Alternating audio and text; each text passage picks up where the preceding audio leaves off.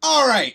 Hello, everyone, and welcome back to Comedy Sports D&I Talks. I am your host, Luis Cortez. I am a longtime comedy sports player, both here and in Chicago, or Chicago and Los Angeles, and I am also the director of diversity and inclusion at Comedy Sports Chicago. Now, we started this show a few weeks back in order to start introducing a lot of our ensemble members, both old and new, to hear the stories, their experiences, things that might have gone through at our theater, things that we should be aware about, things that maybe we don't talk about. Essentially, we're trying to normalize these sort of conversations around our own community, our theater, and our people. And today, I am joined by one of our newest ensemble members. He is part of our most recent 2020 class, and him and I have actually been friends for pretty much since I got here in Chicago, because we've done our fair share of classes together and teams as well. But our newest ensemble member here to chat with me today, please welcome Louie Cordon. Hello. How are you, man? Good. Glad to be here. This is fun. Already. Yeah, I'm glad you enjoy it. Good. That's what I'm hoping is happening with people. I know we had you in a couple weeks ago. You sat down with both Kelsey Myers and Mo Phillips Potts, who are the rest of your 2020 class. We all kind of sat down and talked a little bit about coming up together and being the most recent class. But before we get into any of that, for everyone who hasn't seen that one, why don't you go ahead, introduce yourself, tell us a little bit about you, any identifiers you might want to point out. That's totally up to you. And then just your experiences as an improviser here in Chicago, or even before that, and then of course how you found out about comedy sports. But first, please meet Louie Cardone. Yes. Hello, everyone. Oh man, this is always fun, right? I'll tell you what.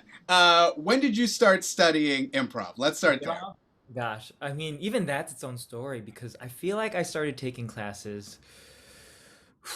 Like my first class was probably 6 years ago.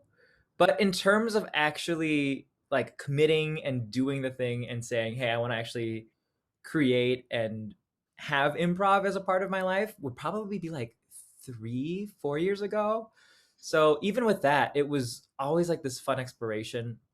I came in wanting to do something creative. So I actually had this great idea of like working on film sets and doing more on camera work. And then I found myself falling in love with voiceover and then did a little bit of that and then did a little bit of improv and did just small bits and pieces of all of these different art forms that at the time, some of them were like, I was more committed to them than others. But it wasn't until I want to say like even 2, 3 years ago that I wanted to take the deep dive and say, okay, I'm gonna try to do this completely, um, like write, do voiceover, do all of the things above, and really just try to make this work. So Um, then you studied it for a few years, kind of on and off, just kind of figuring it out, and then about 3 years in is when you were like, okay, I really want to buckle down, start figuring out where I fit into all of this and what parts of it I want to be working on. And so that those second 3 years, what have those been like? What were those filled with? yeah, I was honestly a lot more joy because the first time, or like the first few stabs I took at improv, they were, it was blended. I will say it's bittersweet because there's that excitement of finding people that you identify with Mhm. or finding people who are similar to you in the sense of they need some sort of play in their life. They need a place of like freedom, of reckless abandonment, that usually, just as we're trained in the society that we've built as a species, doesn't really offer um, in many spaces. So in the beginning, it was all lovely. It was a lot of just let's soak everything up, let's learn, learn, learn. Um, and then there was a point when it kind of reached a bit of that plateau, and I've had many feelings of plateaus, but the one of those plateaus of just like I'm doing this all the time, why isn't this fun anymore, am I still learning, am I still growing, you start getting eligible for all of these programs and teams, and you audition and you don't hear anything back, or you don't do anything, or you see everyone else around you and then you start playing that game and you're like, oh, no, no, no, this is not good. I had a moment when I was like, you know what, I'm gonna quit all of this and like make my way to middle management in the corporate America. And that's when you know things are really Yeah, bad. when you're not in a great place, when you're like, man, that cubicle sounds pretty good right now. Yeah, but they offered open floor planning, so technically, Oh, okay. no, it was One bad. window for everyone. Oh God, no, it was horrible. And I did it, and that's what I did in my break. Like I worked with a bunch of different startups because I said, well, I think I just need distance. The joy will come in time, or I just have to do something else. And that's when I like reflected on myself and said, well, geez, I spent so much time on improv when I wanted to work on like voiceover, on writing, on all of these other creative endeavors. And so I just took like a bit of time to say, wow, I really dove into this wormhole that was great and positive in some ways, but then was discouraging in others, and said, well, let me go down a different route. Took like my first voiceover class, which was like my intent, and then found a lot of joy and spark in that. And then really just like threw caution to the wind ever since. Came back to improv with a renewed sense of just wanting to be there, of confidence, and realizing like I did need to diversify what I was doing because I just was burnt out. um, and That's it's funny because this like actually kind of segues into like how I found comedy sports too. Was comedy sports was kind of the beginning of like my second wind or second phase, I guess. Because I just haphazardly auditioned for the professional school way back when, and then got in and just went from there. so you just started in classes and made your way through. Yeah. So I started. Oh gosh, I think this was. I don't remember nor will try to. I feel like it's like 2017 or 18 sounds right, but I could be off by like a couple of years. I don't know time anymore. That's all right. To be fair, 2017 or 18 is not like, whoo, no one was alive back then. Uh, so yeah, so a few years ago, you kind of dug deep and you came over to comedy sports. Um, where would you say before you hit comedy sports that you were spending the bulk of your time? Oh geez, I that was the other thing too, because now that I'm talking about it aloud, I can see how I would burn myself out. Because I started out doing both Second City and IO at the same time, You were going and to the classes at the exact same time. at the exact same time. Well, it must have set you back. It might, maybe it was maybe the fact that I got a little too excited, because it was just that pure joy of the first class, and Huh? then you've probably experienced it, like just a class that really clicks, a class that you find people that really get open with you from different walks of life, and then you feel like you're forging like deeper connections, and then once the class dissipates or the term dissipates, you're like, all right, they're off doing something else. Like a weird glamour has been lifted or something. What would you say um, were some of the bigger obstacles that you came up against in the beginning? So, like, what has changed from your experience from when you started to where you are now? Oh gosh, I mean, it is a lot of that sense of confidence, of and that coming from internally and externally, of internally being like, I can do whatever the heck I want to do, and that's totally fine because I can believe in like myself, in my abilities, and also like anyone I'm playing with. And then externally, in terms of just finding people that like I either identify with, if they have a type of humor that I love, and just seeing and like doing a little bit of that like creeper, like how did you get there? I want to just talk to you, That, and yeah. like yeah, like how, like what was your journey like, or do you Let have me buy any? you a drink and tell me Right, things. let me get you a Yeah. drink and just like let's just spend like 4 hours at Ale House, just like Yeah. Yes, hearts in my eyes, just wondering like how can I get there, or like, would you please coach, or like would you please do blank for me? But that's like a big difference, and I feel like it hasn't been. I mean, I think that's always going to be a part of me because I just love seeing that happen, and it's just like that renewed joy and sense of it. But I feel like I'm also at a part where I kind of want to give that back a little bit, whether that be through like teaching or coaching, or just folks that are like newer into the community or are looking for like that sense of belonging, or that sense of like, hey, I just don't know what to do. um like, do you have any advice? Like, that's something that I think I'm like at the precipice of like, oh, I want, more new people to come here and experience that kind of joy for themselves. Um, as you were kind of, starting to make your way up and meeting these people that were kind of like, oh my god, that guy. Um, how much of yourself are you seeing up there?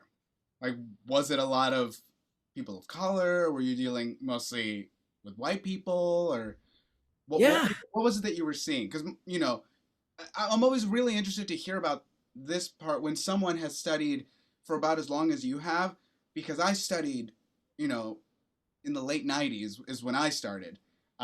So that it has changed, like my 20s were spent doing that, and I was a completely different person. And now we have this whole new world that we're improvising in. So to talk to people who started learning it within this new world as someone who kind of had to walk in and relearn everything, what was it that what were you seeing up on stage that made you want to keep going? Yeah. Oh man, I feel like it's funny because I would always not categorize, but I would always like, one of my favorite questions to ask someone is like, what was your first review? Or this is gonna be so dated because none of those shows are happening right now. But like, what was your first review, or what was like your first Herald team, or like your first like annoyance show? Just because I feel like they they change or turn over so quickly that it's almost like in my head I categorize by generations of like, oh, you were like the generation of when Dogs or Beans was an IO Herald team, which is like way back when. Yeah. Or like, when you first moved to Chicago, what was your first Second City review? So mine was Soul Brother. And so I loved Eddie Mujica. He was like one of my favorites, just straight out the gate. Would watch his material and think, I love his physicality. I love how he approaches a lot of his material. Um, there was like an immigration sketch that he did about taking like the citizenship test that like has stuck in my brain for the longest time. But he's able to blend like, And he's a person of color. and he's a person of color. Yep, Cuban, and would just blend his experience and point of view and perspective with like outrageous prompts, or like, very sincere and, very just like poignant ways of putting things that I hadn't seen in a while. And I see it more now, of course, as more people are upfront about that, and that more people are You, given the space to be upfront about that. you see it more now because more people are doing it, or because you're looking out for it? Ooh, that's a good question. I think it's trifold. I think it's not just like one or the other, because I think it's A little bit of both. a little bit of both, but then also the fact that more people are giving the space for that and are willing to listen to it. Because I think they've always been here, like that kind of perspective, including diversity, representation. Like people of color, folks of any community can tell you like, hey, we've been pitching this material for Forever. who knows how long. But then it's of course like, who's gatekeeping that, right? Who's like on the stages, who's casting, who is um like, even beyond that, like who's actually behind the ideation, who's directing, who's writing, who's creating this material, and is it getting seen, and is it getting heard and listened to, Yeah. I mean, that was one of the big things that I realized as I started taking this position was the idea that so far, a lot of the places that I had gone through and their diversity and inclusion programs all seem to stop at like students. So like we need to diversify the students and the casts and bring more people in and go do more for the community. But you never hear about like, well, what about the teachers? What about the people in the office? What about the house managers? What about the music the music Director. directors? Yeah. Like there are so many other parts in the theater and it is very much a trickle down sort of effect. So why do you keep it at the lowest level? Like why does that stop at students? Why doesn't it bust through to the gatekeepers? And I think the answer is because the gatekeepers don't want it to do that. Right. And it's I think I might have talked about this in the first video, but there's also this idea. Well, first of all, like just I think creatively across the board, especially like on camera stuff, like Chicago's seen as like this is where you get your training. It's the city of process. And then you go to a coast and those are like cities of product where you have like your polished work, you know what you're doing, you're a performer, you have the credits. Whereas folks in Chicago are like, you have an idea? Great, let's go ahead and do that. Do And it. just That why is not? something I noticed right away when I landed. In LA, everything that someone was putting up, it had to have legs before it even touched the stage. Can we Oh, for turn it sure. into a movie? Can we turn it into a web series? Can we turn it into a TV show? What can we turn this into? But here, it was literally like, you know what I thought of coming up the stairs? A bird and a dog. Let's do something with that. And then literally next Tuesday, it's like, come see Bird Dog. And it's Ta-da. just like, and of course you go once and it was like that was good, and then you never see it again. But then I was just so surprised that I like this city is so big on just taking these big bold chances when 98% of them are crap. But occasionally you'll land on something that's like, I think you got something there. And I was so impressed with the fearlessness of that the city had at the time when I arrived to do stuff like that. Yeah, and that's like a very Chicago thing, I think, where it's like people are just on board. You know, they are willing to help you out no matter what you're doing. It does not matter what credits are on your resume, who you know. It's very much like you have an idea, great, I have time. Let's go make Let's do something it. happen. And the and I also like, you know, the bend that Chicago has in terms of its social awareness. I think that the art that comes out of here tends to have a little bit more of that sense of inclusivity, that sense of like voice at least or perspective. Um, Whereas you don't. It's like I think it is because of like you are free to express yourself more so because you're ridding yourself of the burden of like this has to be my moneymaker. This has to be the business part of it. That you can almost perform or speak with your point of view as like a main driver. But then, you know, kind of going back to what I was saying about Chicago being the city of process and then like how it affects just the greater picture is that if it's on the students and no one's trying to foster like casting or in the offices or you know give like executive positions um or even like opportunities, you know, like even as writers, directors, etc., that if the student is successful as a performer, they're gonna get the hell out of here. They're gonna go to a coast because that's where you know the success actually meets them, and that's where they get recognized. Because well, you can't make the living here, so then you know I'm gonna just catapult myself to something else. And then you realize, well, why aren't there as many you know teachers of color or folks who are more ingrained in the community that are trying to foster this idea, that are also people of color or people of the LGBT community or the you know disabled community, like that's because they're getting opportunities that are phenomenally better that aren't being offered here. So it's like you can leave it at the students and it's up to their own prerogative, but at the same time you're also not fostering that other side of the table of you know the folks who are part of those communities who just because of who they are actively looking for like internal diversity. So that doesn't happen quite often in Chicago, really. Let me ask you something. Now that we're going through this shutdown, um, we're entering a new year, and for most of us, it'll probably be at least until the fall before we can even think about getting up back on stage again. Do you feel that, and keep in mind, there's all that turmoil going down at Second City, and IO is done, walking away with everybody's money.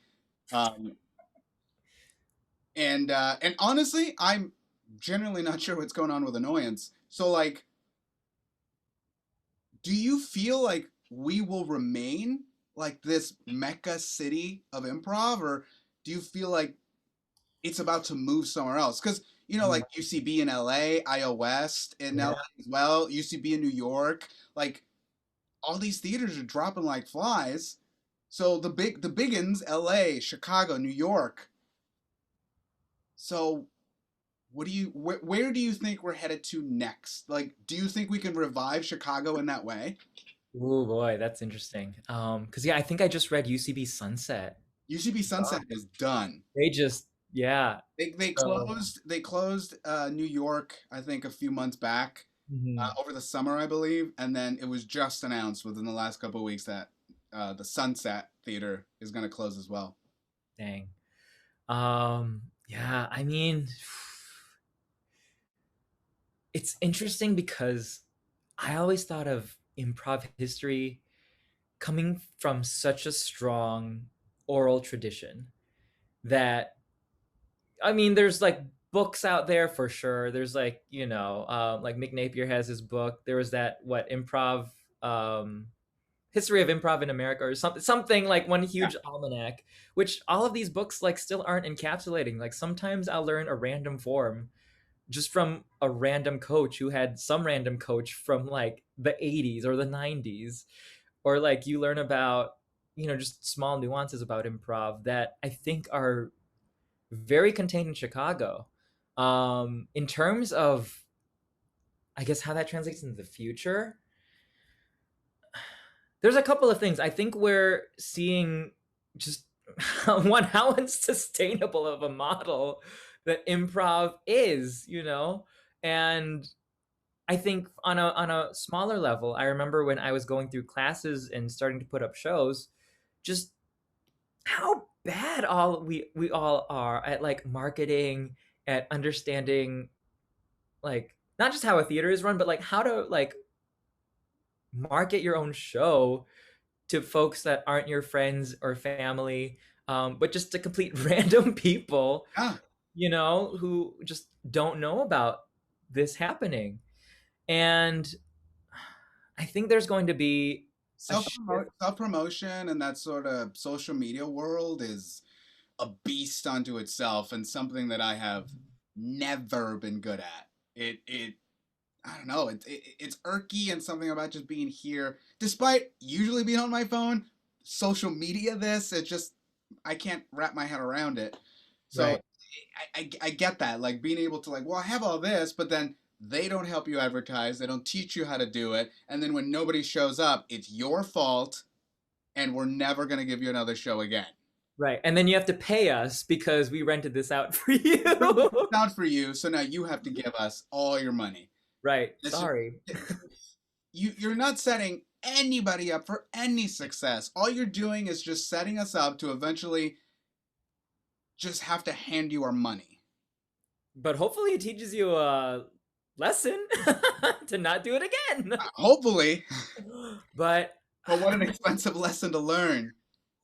I mean, sometimes you just oh yeah, yeah. So, so let's just shift gears here a little bit. And you went through the classes at Comedy Sports, eventually making it onto House Party Team, which I believe is what it was still called back then, which we now know as Rec League, and then eventually into the minor league, and then now into the Ensemble. So as I mentioned the last time that we met, I believe you, Mo, and Kelsey are some of the first people to go through the entire new process that we're trying to set up, a more actual like viewable path to the ensemble.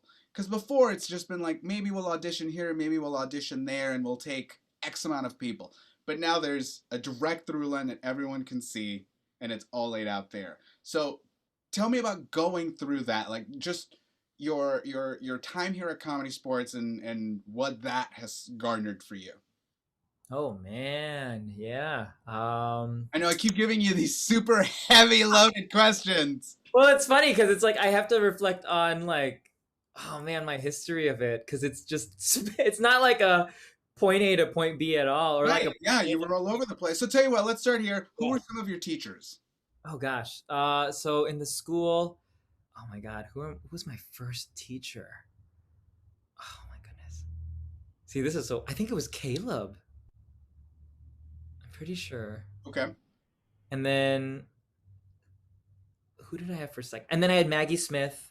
Nice. Okay, it's coming back very slowly. And then third was Ryan Mira because I think at the point when I took the school, it was like you learned how to break the game, and then you learned more game. Yeah, And then the third one was music improv, which I'm pretty sure Ryan Mira took. And then the fourth one was Ryan Williams, because that's when you made your show. got it. Um, that is a stretch. But in All terms right, of so three dudes and a girl. yeah. And I think Maggie also did not know that she was teaching us one of those terms. Great. Yeah. So she was like, "Oh, yeah, welcome back."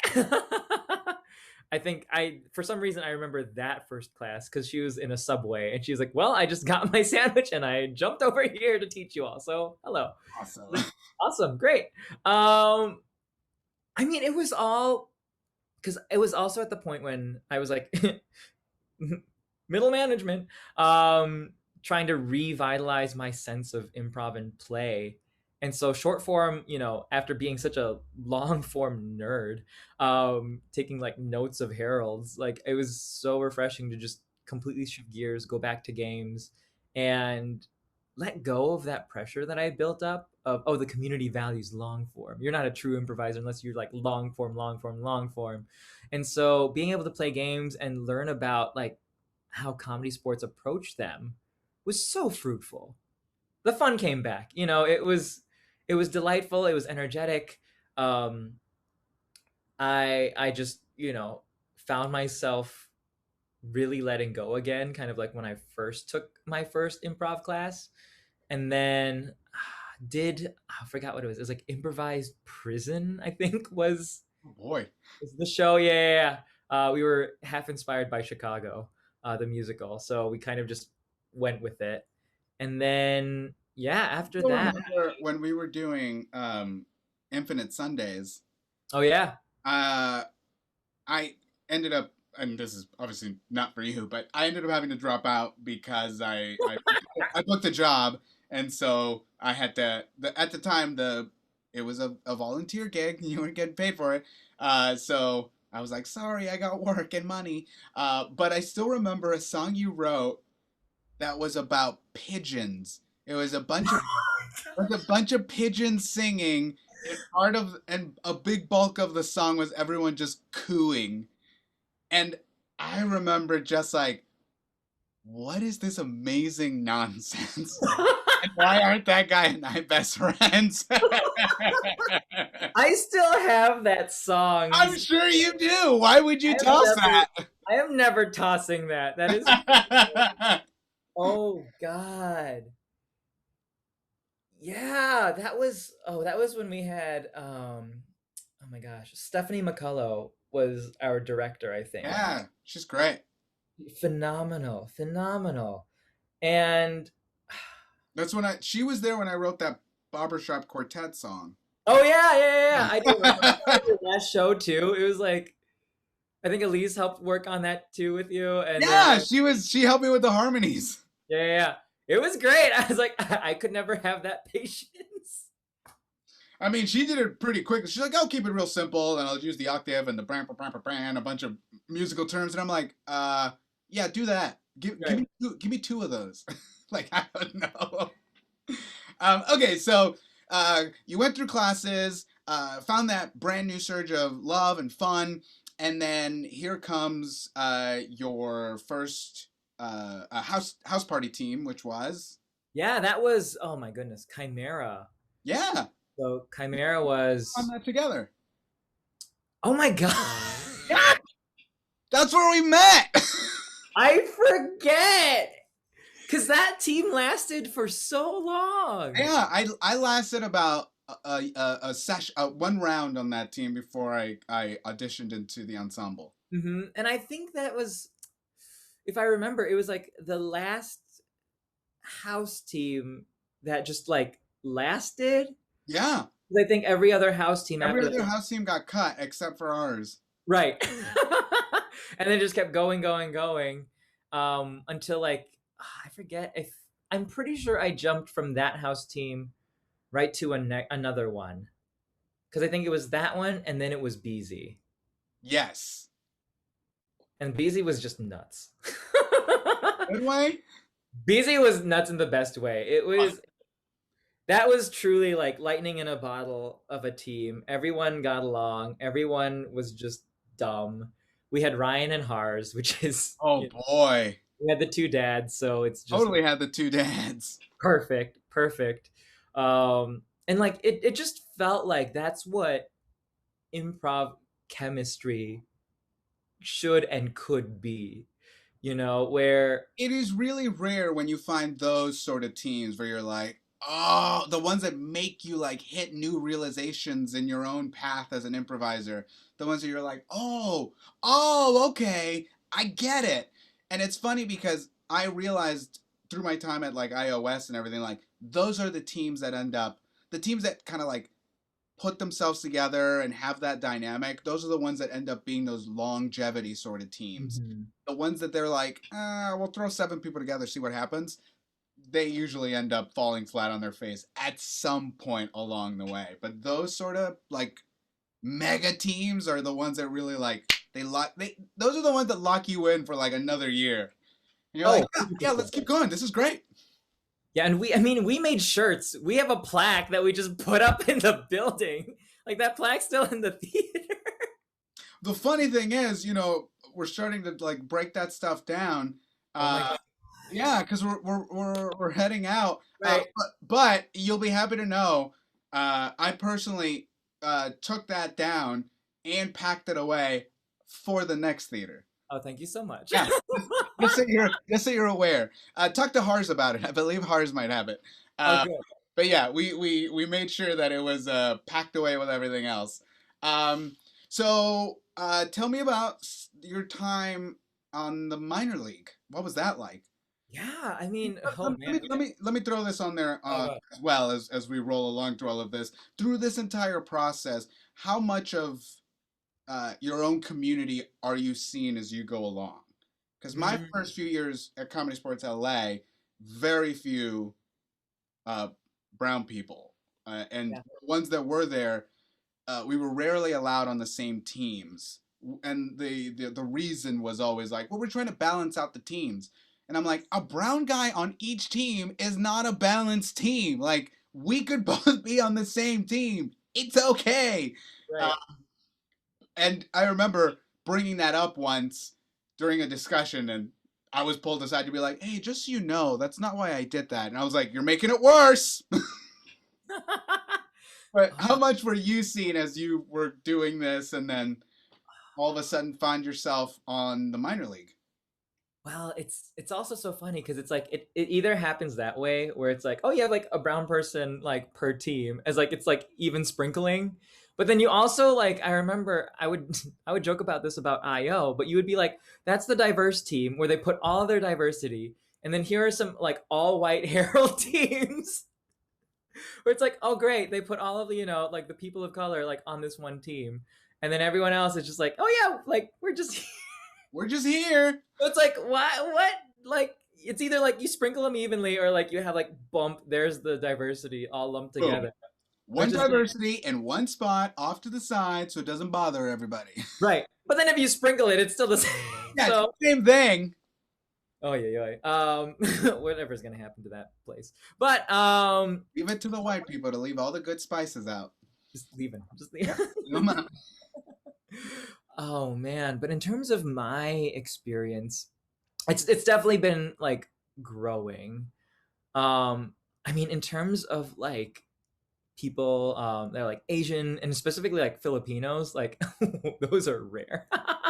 So like it's always tough to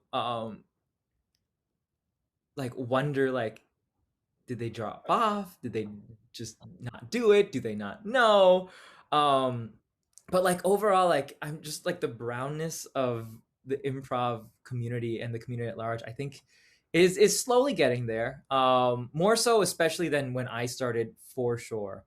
I think just the renewed sense of like, hello, we're here and we're important and deserve a spot on your stage. Yeah.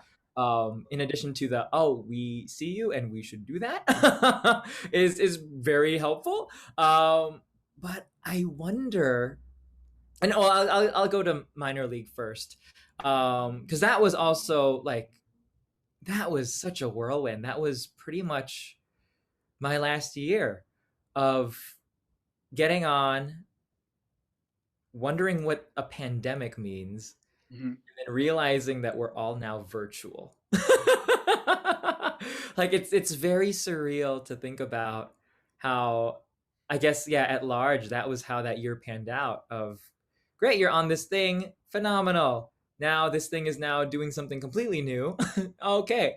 And then just going through like what does virtual improv look like? What do rehearsals look like? Um, will shows still be happening, and then how does that even figure itself That can out? look like. Because we had put up a few shows. I think oh my goodness, the first 2 months we were able to put shows up, and it was interesting because it was like we were still figuring out the dynamics of how everyone played with each other. And that was the other thing too that kind of was interesting. Was I had known about like a lot of these people that I was on minor league with. Some of them I had seen on other house party teams. Some of them I had just known in the community. Some of whom like had played at other comedy sportses, or I just knew by like name, as the community often does, where it's like I know that name, I don't know the person, but Right, I've heard it matter of before. I've seen time. it on a poster while I was in the bathroom at IO. Yep. And I'm like, it's just a matter of time, I bet. And I'm then that sure just I'll run into them at some point. Yeah. happened to be. And so I think it was interesting because we were definitely still figuring out our groove in the first 2 months. And I think virtually there was an interesting part of how intimate it started to feel in terms of what just this medium provides. So doing things digitally of like, oh, you just have to like rework how you view improv, let go of a lot of different things about it. But you're able to facilitate like a different kind of connection, which at times can feel a little distant. But for me, I felt like more connected of like, oh, I'm willing to actually listen because you're confined to this. So I have no other choice than to like really Like, take actually, like, right, like hone in. And so going through that, I think, I mean, was help. I mean, not think, but I know was helpful as I made the jump to Ensemble, just being familiar with this format, with still bringing my sense of like big swings and weird misses, or like just big swings in general, as like my playing style, and just like going with whatever I think is funny, and that how is that very much your playing style. oh yeah, and how it very much adapts to this. Like I think it was all super helpful. So it's been like truly a blur of a journey, not just because like 2020 is a blur of a year, but because of like how it all kind of came together in a way that I never could have anticipated. Do you worry about the fact that you're an ensemble member, yet you have not done a show on the stage? So at some No, point, you're gonna have to switch over to doing the shows on stage. Does that worry you at all? not at all. That I'm is like tough. totally fine with that. Like I've done a few buyouts just over the years. Um, I guess I do wonder just like more from the audience perspective of like what an audience feels like again. Um, I was yeah. thinking the other way. I was like, they're gonna applaud, and I'm just gonna be like, "Huh, what is that?" Like I expected silence. What are Yeah. you doing? And At, like at most, a Hars giggle in the background, but that's it. This is too right, much. I'm out. for me is like, I think even incorporating their feedback, because that was such an important part of improvising. Like, I mean, that was 50% of the way that I played. So right. everything I did, like half of what I did was based on audience reaction. So to have that just removed has been such a different sort of focus for me. So it's definitely been it's been really twisty, and I'm curious to see how we're going to be able to twist it back. Oh, for sure. Let me ask you this: since you yourself said you haven't seen yourself represented too often on stage, do you feel like that's a responsibility you need to take on now, or is it more I'm just doing my thing and I happen to be this, and if Hmm. it means that I'm up here representing and doing what I do, then so be it. But Oh, you're getting Louie, or are you getting Louie? yeah. I it's this one's so layered because it goes back to, I think, the marketing aspect as well of, you can perform your own art, which, I am totally here to perform and put up my voice and, really display my art. But it's always, two ways. Like, I don't think art exists without the audience. And how do you tap into that audience, um, one thing that, I like to think about is, I'm doing this to help inspire future generations, like they can like see like someone who they can identify with and say, wow, I like, what they do, that's really cool, maybe I have a shot at that. But how do you get that person in the seat in the first place, right? Like, I think a big part of it is not just creating the art, not just, being like, here I am and this is what I stand for and this is like my perspective and story and journey. But if you don't have people who, you know, can receive that or like listen to that, but I think right now, really the thing is the audience part is how do you bring that audience so they know this one exists and two is an opportunity that they can have or do or is available. um I think so. I guess like going back to it, like it is like twofold of like I feel a responsibility to be like, how do I just break into my own community? And it doesn't have to be like abrasive, like, hey, come to my show. But I mean, like, if it's more of a cathartic, like, if you like art, this is something that, is here. That if you feel, I don't know, like